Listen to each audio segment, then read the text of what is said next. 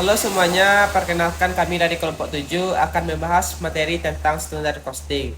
Sebelumnya saya Muhammad Zaki Anugrah dengan NIM 2401007-2015. Saya Laudia Faradila dengan NIM 240107-2012. Saya Nafisa Dalla Hemiza dengan NIM 2401071011, nomor absen 3. Kenalin, saya Revan Triajen Saputra.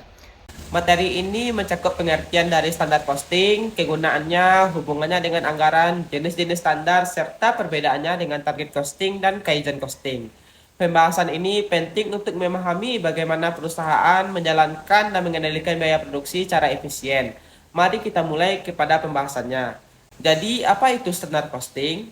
Standar costing adalah metode penentuan biaya yang menetapkan biaya standar atau bisa kita sebut dengan takaran ideal untuk tiga komponen utama produksi, yaitu bahan baku, tenaga kerja, dan overhead pabrik. Yang menarik adalah penetapan biaya ini dilakukan sebelum proses produksi berlangsung. Nah, yang dimaksud dengan biaya standar di sini adalah biaya yang seharusnya terjadi dalam kondisi yang efisien. Bayangkan ini seperti target atau patokan ideal yang ingin kita capai. Dalam praktiknya, hasil aktual dari produksi akan dibandingkan dengan standar yang sudah kita tetapkan tadi. Proses perbandingan ini disebut dengan analisis selisih atau dalam bahasa Inggris dikenal dengan variance analysis. Melalui analisis ini, kita bisa mengetahui apakah biaya produksi kita sudah efisien atau masih ada yang perlu diperbaiki. Dan sekarang kita akan membahas mengapa standar costing ini penting dan apa saja kegunaannya dalam perusahaan. Pertama, standar costing ini digunakan untuk perencanaan biaya produksi atau yang biasa kita kenal dengan budgeting. Dengan adanya standar biaya ini, kita bisa merencanakan beberapa biaya yang dibutuhkan untuk produksi. Kedua, standar costing berfungsi sebagai alat pengendalian biaya. Caranya adalah melalui analisis selisih antara biaya aktual dengan biaya standar. Dari sini kita bisa mengidentifikasi di mana terjadinya pemborosan atau efisiensi.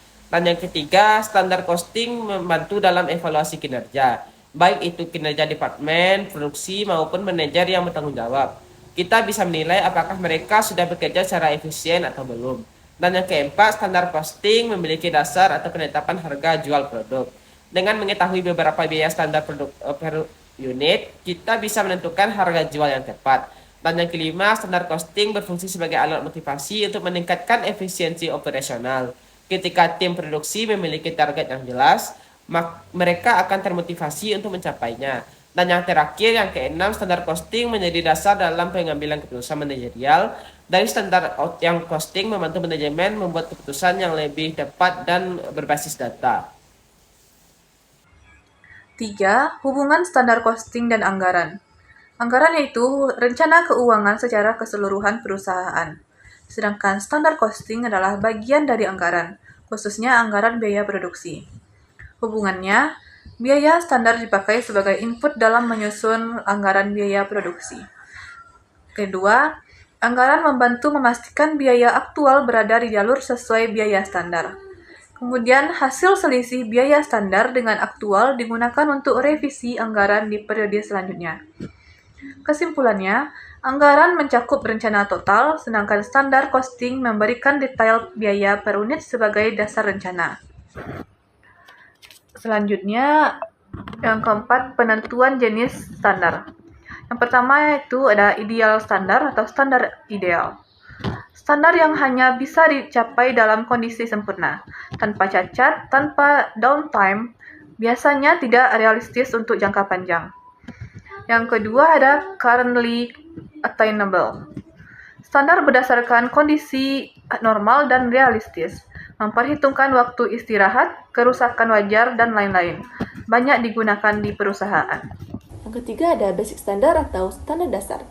Standar ini jangka panjang yang dipakai sebagai pembanding historis dan tidak sering diubah. Yang keempat ada normal standar atau standar normal. Berdasarkan rata-rata jangka panjang beberapa tahun dan digunakan untuk menilai tren efisiensi. Materi selanjutnya adalah konsep target costing. Target costing adalah metode penentuan biaya yang dimulai dari harga pasar dan laba yang diinginkan, kemudian menentukan biaya maksimal yang boleh dikeluarkan. Konsep utama dari target costing ini adalah biaya produk tidak boleh melebihi target biaya agar harga jual kompetitif dan laba tetap tercapai. Ciri utama dari target costing adalah yang pertama, fokus pada desain produk yang dan early cost management. Yang kedua sangat dipakai pada industri kompetitif seperti otomotif dan elektronik. Yang terakhir, jika biaya estimasi lebih tinggi dari target costing, maka desain harus diubah agar biaya turun. Industri yang umum memakai ini adalah otomotif seperti Toyota, elektronik, Sony, smartphone, dan FMCG. Halo guys, di sini saya akan membahas mengenai Kaizen costing. Kaizen costing adalah metode pengendalian biaya berbasis perbaikan berkelanjutan atau continuous improvement saat produk sudah diproduksi. Konsep dasarnya yaitu setiap hari harus ada upaya perbaikan atau menurunkan biaya per unit. Yang kedua ada bukan perubahan besar, tapi perubahan-perubahan kecil yang signifikan dan konsisten. Lalu ada fokus utamanya itu ada 4 buah. Yang pertama mengurangi waktu produksi, mengurangi cacat produk, mengurangi penyimpanan berlebihan atau mengurangi inventory. Lalu keempat itu meningkatkan efisiensi tenaga kerja. Selanjutnya kita akan membahas mengenai perbedaan target costing, Kaizen costing, dan standard costing. Kita masuk ke standard costing yang dimana fokus utamanya itu menetapkan biaya standar dan membandingkannya dengan yang sebenarnya terjadi. Standard costing biasanya terjadi pada saat produksi, lalu tujuannya itu untuk pengendalian biaya, yang dimana ciri khasnya itu menganalisis selisih biaya. Kalau target costing, fokus utamanya itu menentukan biaya dan berdasarkan harga pasar beserta laba. Ini biasanya digunakan pada tahap sebelum produksi atau pada tahap desain produk. Yang dimana tujuannya itu dari awal itu untuk menekan biaya. Ciri khasnya itu backward approach, yang dimana harga dulu baru laba dapat biaya.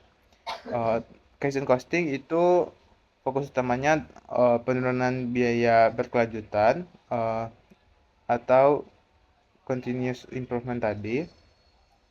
Ini digunakan pada tahap produksi berjalan. Ini dia tujuan. Lalu ciri khasnya itu untuk efisiensi dan mengeliminasi biaya berkelanjutan tadi. Sekian materi yang dapat saya sampaikan. Jika teman-teman ada pertanyaan, dipersilahkan. Terima kasih atas perhatiannya. Assalamualaikum warahmatullahi wabarakatuh.